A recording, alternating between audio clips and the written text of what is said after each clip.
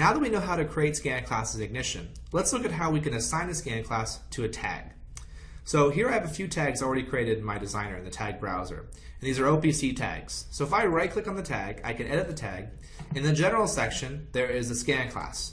And this is a scan class that's going to dictate how often that value is going to pull it from the PLC, if it's an OPC tag, or how often the expression is going to run if it's an expression tag, or how often the value is going to be queried from a database if it's a query tag.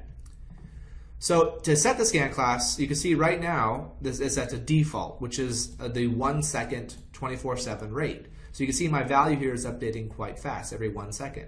If I go and change the scan class to default historical, which is our 10-second rate, and press OK, this one tag now is going to update much slower. So you'll see the value coming in every 10 seconds versus every 1 second. So it's very easy to go into each tag individually and modify that scan class.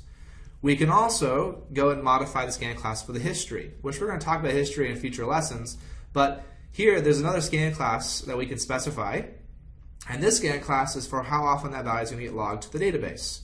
And unfortunately, this scan class is dependent on the real-time scan class. So you must pull the value from the PLC much faster than you can log it to the database for this to work correctly.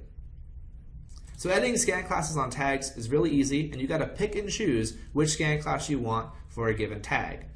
You can, at the end of the day, select multiple tags in the designer and right-click and edit those tags and set the scan class for all of them at the exact same time. So now if I want all these tags to be a default historical, I set that scan class, press OK, and now they're all going to be pulling at that 10-second rate.